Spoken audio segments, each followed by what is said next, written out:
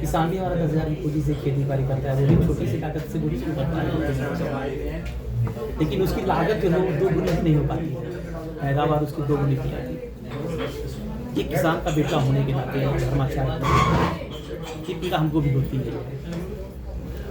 मैंने सोचा ऐसा क्या किया जा सकता है, कैसे किसान हमारा मदद कर सकता है। ऐसा नहीं सरकारें नहीं चाहती होंगी, सरकारें भी चाहती होंगी, लेकिन उनके सामने कुछ मजबूरियां रहती हैं। क्योंकि देख सकते पूंजीपतियों का दबाव होता है, पूंजीपतियों की तरफ से सहयोग होता है, तो कोई भी सरकार हो, यही नहीं कोई भी सरकार हो, पूंजीपतियों के दबाव में कुछ तो खुल के किसानों के लिए नहीं कर पाती है। जब किसान के लिए करना चाहती है तो 2 चूड़ी टाइट होने वाली स्थिति आ जाती है।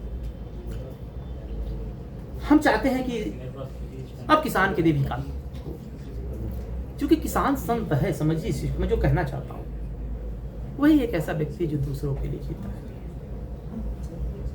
जैसे पत्रकार बंधु हैं, ये भी गरीबों की, मजलूमों की आवाज़ बनते हैं, उनकी खुद की आवाज़ तो होती नहीं ना। आज आप मुझे कवर करने आए हैं, किसान की आवाज़ उठा रहा हूँ, किसान की बात को आप किसानों के बीच में ले जाएंगे, किसान की आवाज़ बनेंगे ना आप। किसान और पत्रकार दो निस्वार्थ रूप से काम करते हैं। अगर देखा जाए असली संत है ये, संत दूसरे के लिए जीता है ना, अपने लिए तो जीता है, किसान के दूसरे के लिए। लेकिन सरकारें जो है तो संतों का ख्याल रख रही है, तो किसानों का ख्याल रख रही है, तो पत्रकारों का ख्याल। तो हमने ऐसा फैसला लिया कि अगर ये देश हमारा किसान राष्ट्र घोषित हो जाएगा तो किसानों के लिए प्रोटोकॉल बन जाएगा, और जब प्रोटोकॉल बन जाता है तो किसान के उत्पीड़न पे तुरंत कार्रवाई होती है। जैसे अपना राष्ट्रीय ध्वज है, उसका अपना एक प्रोटोकॉल है, वो अगर आदमी बहुत देर तक फहराता रह जाए तो फिर कार्रवाई हो जाती है, उल्टा हो जाए तो कार्रवाई हो जाती है, पैर के नीचे किसी कारण गिर जाए या किसी के पैर दब जाए तो कार्रवाई होती है। इसी तरीके से जब किसान राष्ट्र हो जाएगा तो किसानों के लिए प्रोटोकॉल बन जाएगा, और जब किसानों के लिए प्रोटोकॉल बन जाएगा तो किसान का उत्पीड़न नहीं होगा। किसान उत्पीड़ित है जमाखोरों से, ब्याज के पैसे वालों से।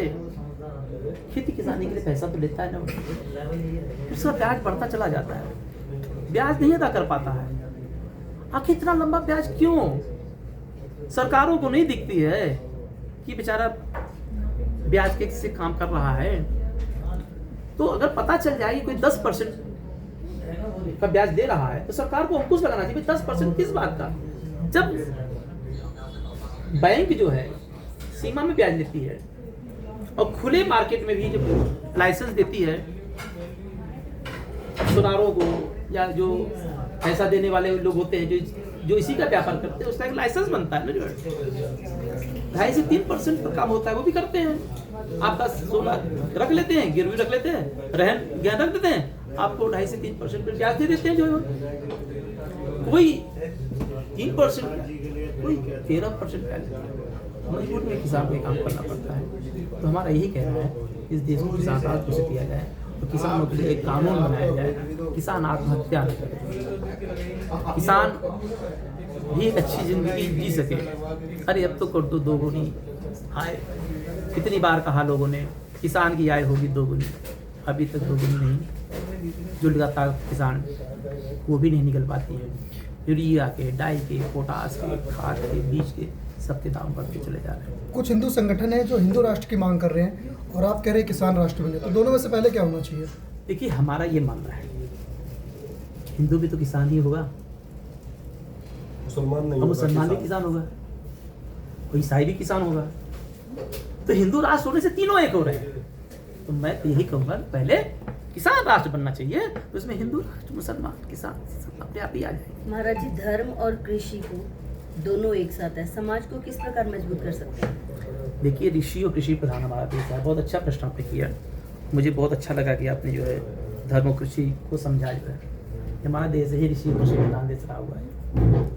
तो ऋषि कृषि वालों का सेव करते हैं और कृषि वाले ऋषि वालों का सेव करते हैं, क्योंकि उन्हीं के लिए तो फल फूल पुष्प भोजन फलहार किसान उन्हीं की पूजन की सामग्री को भी।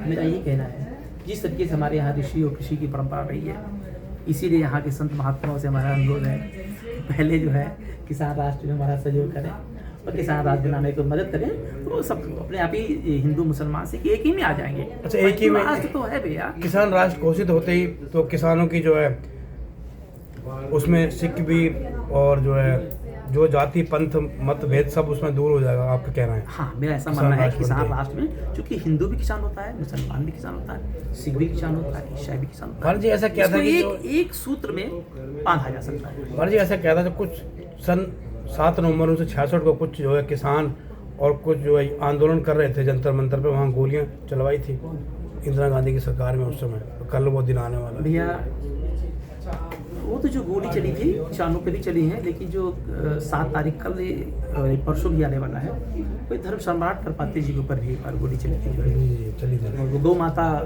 की बात को लेकर के जो है धरना कर रहे थे।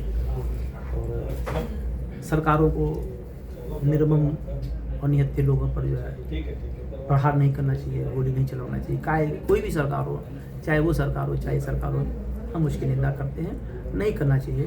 निहत्थे पर तो कहते हैं ना, अबला पे तो किसी को वार नहीं करना चाहिए। संत तो वैसे भी निहत्थे, किसान भी तो निहत्था ही होता है, कौन सा होता आता है। तो अगर किसान आते हैं, संत आते हैं, अपनी बात को रखते हैं, इन सरकारों को थोड़ा संवेदनशील हो जाना चाहिए, क्योंकि संत भी दूसरों के लिए जीता है, किसान भी दूसरों के लिए जीता है, तो पत्रकार भी दूसरों के लिए जीता है। अगर ये अपनी बात कर रहे हैं तो इनकी बात को प्राथमिकता के आधार पर सरकार को सुनना चाहिए, ये मेरा कहना है। जिस तरह से किसान आंदोलन के दौरान एक केंद्रीय मंत्री के बेटे को पर आरोप था कि किसानों को पर गाड़ी चढ़ा दी थी, तो क्या लगता है इस सरकार में आपकी मांग पूरी हो पाएगी किसान राष्ट्र की? देखिए,